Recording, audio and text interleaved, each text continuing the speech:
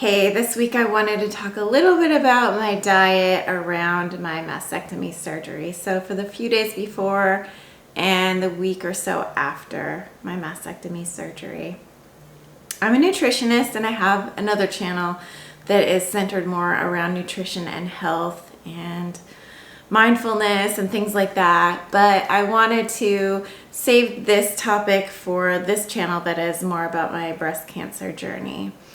And so I have had a really regimented plan around my surgery. I had, for 2 weeks prior to surgery, I ate mostly vegetables and fruits. So I would have a breakfast of fruit in the morning and then either salad or soup in the afternoon and evening. And I was pretty strict about that. I did allow myself some fats, so I had in my smoothie in the morning, I would have fruit and also I would have coconut cream and coconut milk, so that gave me some fat. And I also had my omega-3 fish oil, my Carlson's fish oil that I talk about in a lot of videos. I will link here to my nutrition channel where I talk more about that. But ahead of my surgery, I made a lot of vegetable soups. So I got lots of fresh vegetables from neighbors and friends and wherever I could get it, just fresh organic produce. And I made a variety of soups. So I had a little bit of variety to choose from after my surgery. So the main soup that I made was just a really mellow root vegetable kind of based soup with chicken bone broth as its base and a lot of celery and a little bit of onion and then just carrots and parsnips and potatoes. And I froze a lot of that in small containers. And then I had a neighbor make me some soup that was a little bit creamy. I think she used a little bit of coconut cream. And she put a lot of greens, some zucchini, and some broccoli in, and carrots, and I think sweet potatoes as well. And so I had a lot of that also in small containers frozen. So both before and after surgery, my go-to morning smoothie is a pumpkin smoothie, and I have one right here that I've almost finished eating. It's got some pear sauce that I made myself with a lot of fresh ginger in it, and some canned pumpkin, and a whole green banana for fiber. And then I use coconut milk and coconut cream both to make it a little bit creamy. I add in quite a lot of powders, both before and after surgery. So I put in a lot of citrus pectin, which is a binder that really helps with breast cancer in particular.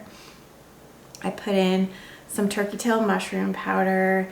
I put in quite a bit of cinnamon, kind of a blend of cinnamon, powdered ginger, and cardamom, which are really healing and soothing for any kind of mucous membrane and a really good sweetener for any smoothie that you don't want to put sugar or honey into.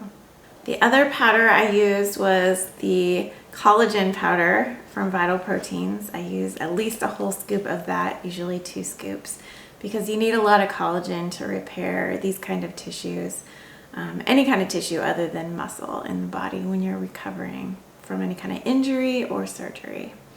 So prior to surgery, I did that, and then I stopped eating altogether 24 hours before my surgery. So the morning before surgery was my last meal. I had a smoothie, and I have that on my Instagram. I'll link my Instagram down below because I have kind of a daily diary going there. I have a little video of me drinking my last smoothie. And then I fasted 48 hours, so 24 hours prior to surgery and 24 hours after surgery. And after surgery, my first meal again was in the morning, and it was a pumpkin smoothie, again, very predictable with all those things that I just mentioned in it. And I also started a morning routine of drinking bone broth. So this is my bone broth for the day today. I have it packaged usually in ball jars and canning jars.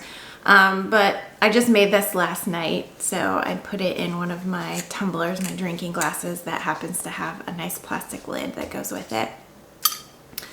So what I have here at the bottom that you can see this layer of white is miso paste that I've pre-blended and mixed into all of my jars full of bone broth, homemade bone broth.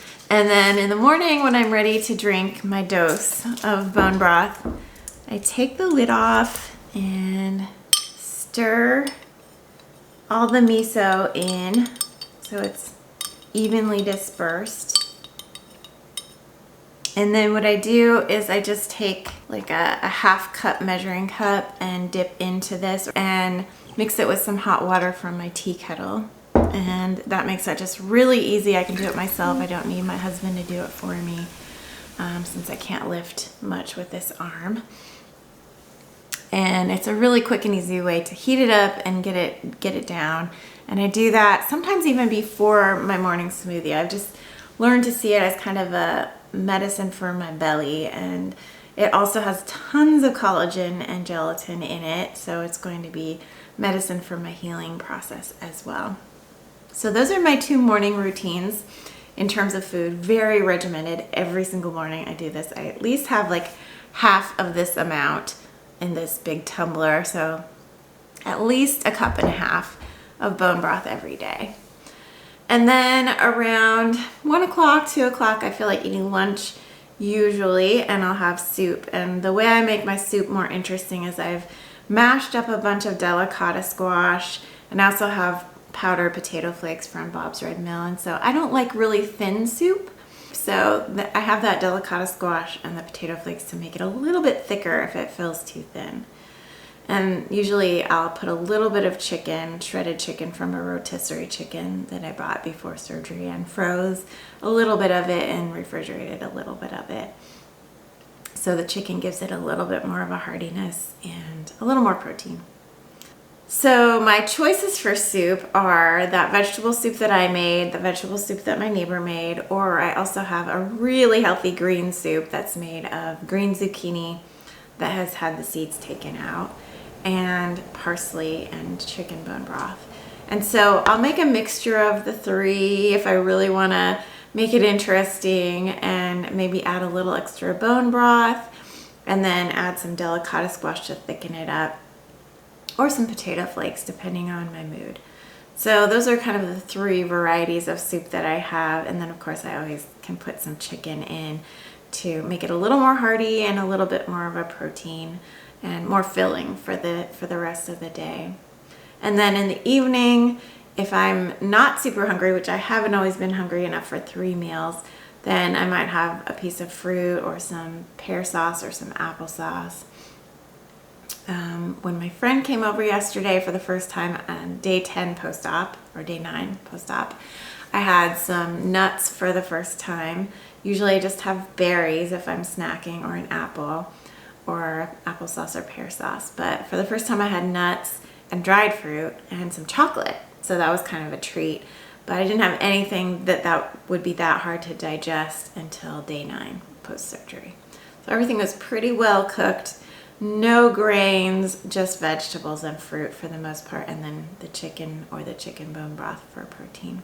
And of course I get my daily dose of Jell-O. I made this with grass-fed gelatin and half cranberry juice, half blueberry juice. So that's been my routine. I have not had any desserts, just chocolate yesterday, and that was just a treat. I'm not planning on having chocolate every day from now on or anything like that. I haven't had any eggs. The protein in eggs is pretty hard to digest, especially if they're fried eggs. And I love fried eggs and I really miss them, but I haven't had eggs yet. Probably do that maybe starting in a few days or so. I haven't had any red meat because it's really hard to digest, and I don't want to take my body's energy away from repairing my wound in order to digest a really tough red meat. We do have a lot of red meat right now because it's hunting season, and my husband's gotten 2 out of his 3 tags filled. So it will be nice when I can put a little bit of red meat in my soups, but I haven't done that quite yet. And that will be very nutritious. It's just that it's a little bit harder to digest, so I want to wait a little while. So that's kind of a summary of what I've been eating. I won't talk about my supplements because that would be a whole nother video. The only new supplement that I've started has been something called Akkermansia, which is just newly available in supplement form and is really good for breast cancer. It's a probiotic supplement and a really powerful one, so I can link to that below as well. But that's the only one that I haven't taken before, that I started taking right after surgery. Also, I have my juicer out. I have not made any juice yet, partly because my husband is in charge of cooking for me most of the time and preparing my food up until yesterday when he left for hunting. But I thought I would be making juice, but I just haven't felt like having juice. Juice is really easy to digest because there's no fiber, but it is not cooked. It does have a lot of really good enzymes though, so I am looking forward to having juice over the next week. I'll probably start making juice for myself today or tomorrow on day 10 or 11 post-op. But the bone broth has been really, really satisfying, and I feel more drawn to that right now in terms of liquids. So in terms of like just pure liquids, when I drink water, I usually don't like plain water, and so I've been squeezing lemon into my water, and that makes it a lot more palatable for me. So I just have plain water, or I have the flavored water, or I have the Spindrift in the pineapple flavor. I really like pineapple Spindrift as well. That's kind of a treat. I probably have one of those like maybe once a day. But that's a little bit of sugar, a little bit of enzyme for digestion that would help, and not too much sugar, so that's good.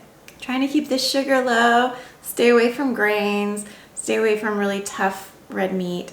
I'm taking regular daily fish oil, of course, and that gets me a lot of nice fats and omega-3s, and I get my fats in the morning with a little bit of fat in the bone broth and a lot of fat in my smoothie. So, and then the rest of the day I don't have very much for fat. So that kind of wraps up and summarizes my food plan for pre and post mastectomy surgery time. It's served me really well. My recovery has been a dream, and so, you know, could be partly my diet, and so thought I would share this success story with you. Please let me know if you have any questions. I would love to chat down below in the comments, and I will talk to you soon. Bye-bye.